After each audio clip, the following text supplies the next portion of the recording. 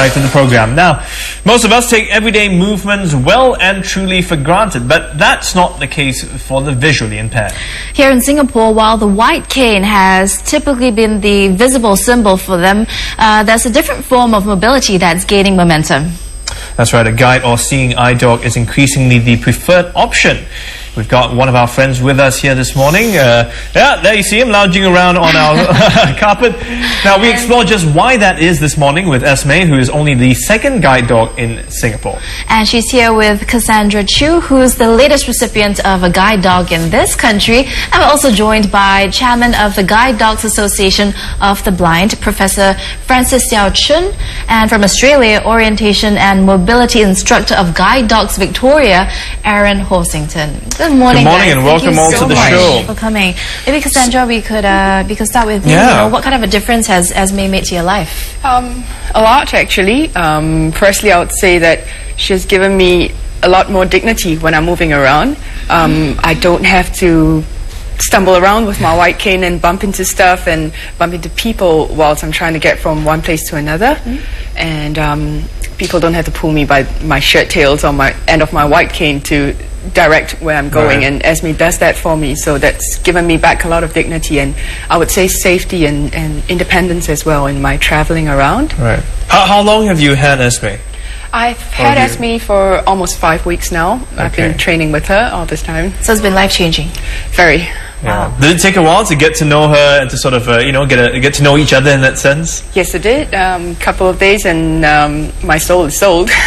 So Aaron, what's involved in training a dog like Esme? Yeah. A dog like Esme, well, she'll be trained from, or she enters into our puppy raising program from 8 weeks of age, and during that period from 8 weeks to around 12 to 14 months, they go through a socialisation and training program with their puppy raisers in the puppy raisers' home.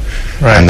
And that's why the dogs are so well behaved in these social environments, because they're used to going on all public transport and going into cafes and restaurants with their puppy raisers. So, And then extremely well-behaved dogs. Yeah, extremely well-behaved dogs, yeah, very socially acceptable. And then we take them on after about 12 to 14 months, and we spend 20 weeks training with them, a minimum of 20 weeks training with them. And during that time, we just introduce different tasks to them to be able to perform their guiding role safely for the visually impaired person who's going to be handling them. Does it matter where they're trained? Because I'm thinking you're from Victoria, as in Australia, right? Yes, I mean, we're here in Singapore. I'm sure the environment's different, the smells are different. Does that matter for Esme? Yeah, actually for the guiding tasks it doesn't, because we spend a lot of time generalising the dog's knowledge and what they're doing. So if they need to stop at a curb, we make sure that they understand what a curb is in any environment that it works in. But yeah, the smells and sights and sounds are going to be slightly different in Singapore than they are in Victoria. So, but that's why we're spending this week getting Esme settled in and relaxed. Okay. So Dr. Xiao Chun, have you got a lot of applications for guide dogs like Esme in Singapore? We actually have trained 35 blind persons in the art of orientation and mobility, so that they are well skilled in the use of the cane, because that's really a prerequisite for the use of the guide dog. And yes, we do have quite a few applicants waiting for guide dogs. Right. Maybe Cassandra, you can tell us, moving from the cane to a dog in that sense, was that easy? What were some of the things you had to learn? Well, a lot of the basic skills from using a cane will be transferred to using a dog, but the main difference is that a dog avoid stuff for me, whilst using a cane I'm actually constantly hunting for obstacles to hit with my cane before I can avoid them, and in the process often hurting myself. But with a dog it's just I move through crowds and around obstacles with ease. Have you found that people are quite receptive to having you, coming around? Because again, I'm just looking at the environment. It's not so common in Singapore. No, it's not. Well, it's two-sided. There are a lot of really good responses, a lot of encouragements from the public, being aware that she's a guide dog, and there are also the public who don't really know what she is, and when we're in shopping centers often I hear exclamations like, "Oh, what's a dog doing here?" So I guess that public awareness is not really there yet. Yeah. Let's talk about the issue of access then.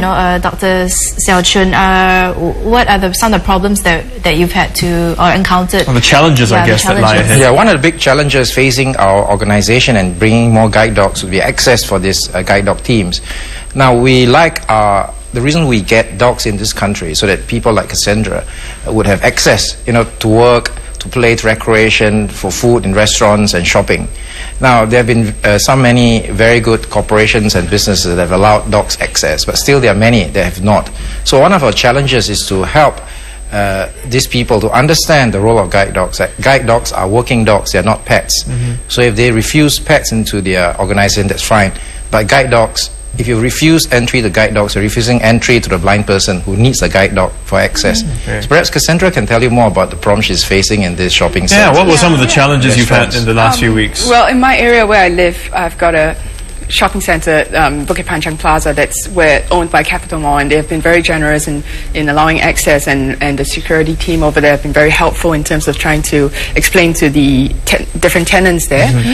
That's really good. However, on the other hand, like I'm a psychotherapist by trade, and I've rented a place for my private practice. However, Tanling Shopping Centre, we're still trying to negotiate with them and explain to them what a guide dog is, and allowing me access to bring Esme into work. So I'm hoping that in the next couple of weeks we will be able to work out something with them.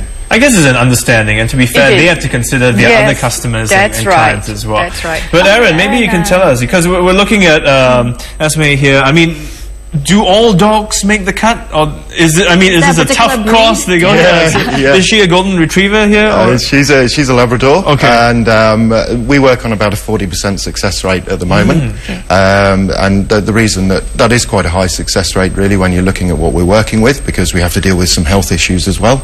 And obviously, some dogs will be removed from the program just because of health issues. But what about the breeds? Are some better than others? The success rate with Labradors is proven to be much higher than other breeds, and that's why Guide Dogs Victoria, generally, we just use the pure Labrador breed. Yeah. And I have to ask you this question, because I'm sure it's on the minds of some people, but there are concerns sometimes that the dog might one day just decide to do their own thing and run away, lead you the wrong way. I mean... has that ever happened in real life? Well, because somebody like Cassandra would receive a very intensive 5-week training program, and they would have skills to be able to assess whether the dog is doing the right thing. And it goes down to what Cassandra said earlier about having those skills before and using those skills with a guide dog.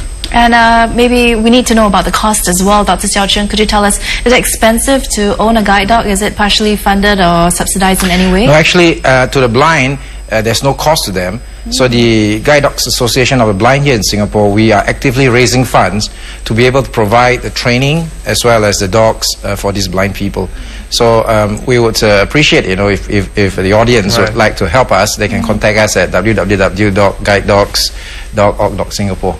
Okay. Well, we have run out of time this morning, but thank you so much for coming in and sharing this with us. All right, and we were speaking there to Professor Francis Xiao Chen, who is chairman of the Guide Dogs Association of the Blind, trainer Aaron Horsington, as well as Cassandra Chiu, and of course Esme. Esme has just been a perfect friend here, just hanging out. Not a sound from her at all. On that note, we got to wrap up AM Live. We are done for this Thursday, 8th of December, but back tomorrow with another exciting show. See you on Friday. Have a good one. Bye-bye.